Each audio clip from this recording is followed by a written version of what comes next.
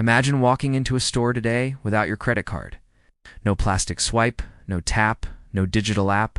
It seems almost impossible in our modern world of instant purchases.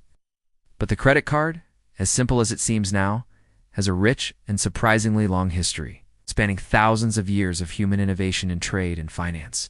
As long before the first plastic card, there was bartering. In ancient Mesopotamia, people exchanged goods directly: grain for pottery, cattle for cloth. While it may not have been a credit system, it was the foundation of trust and deferred exchange. You could give someone something now with the expectation of receiving value in the future, primitive version of credit. Moving forward, we find ancient merchants in Egypt and Rome extending credit to trusted customers. Traders would keep detailed records on clay tablets or parchment noting who owed what. Idea was simple. Reputation mattered and trust was the currency. Failing to repay could damage your social standing or business relationships, sometimes severely. By the Middle Ages, more sophisticated systems of credit began to appear. Italian merchants, especially in Venice and Florence, issued letters of credit for international trade. A merchant in one city could guarantee payment for goods shipped to another city without physically transferring coins. This system allowed global trade to flourish while maintaining trust across borders, a direct ancestor of the modern credit card system. Jumping to the 19th century, we see the rise of store-based credit. Department stores in America began offering charge accounts to loyal customers.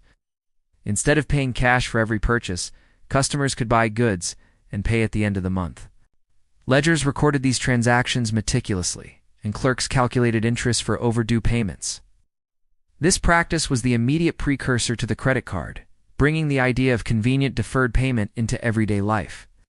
The 20th century brought the first actual credit cards, though they were very different from today's plastic. In the 1920s and 30s, individual merchants and oil companies issued charge coins or paper cards. For example, diners and department stores gave customers small metal coins or cardboard cards to pay later. The idea was to simplify transactions for trusted customers and encourage loyalty. But the real breakthrough came in 1950 with the Diners Club card. Frank McNamara, a businessman, famously forgot his wallet while dining out. This embarrassing moment inspired him to create a card that allowed payment across multiple establishments. Diners Club started with just 27 participating restaurants in New York City, but it quickly became a cultural phenomenon. This was the world's first multi-purpose credit card, usable beyond a single store, true revolution in convenience. Following that, the 1950s and 60s saw a flurry of innovation. American Express and Bank Americard, later Visa, entered the scene. Unlike Diners Club, which was limited to restaurants, these new cards worked at thousands of merchants nationwide.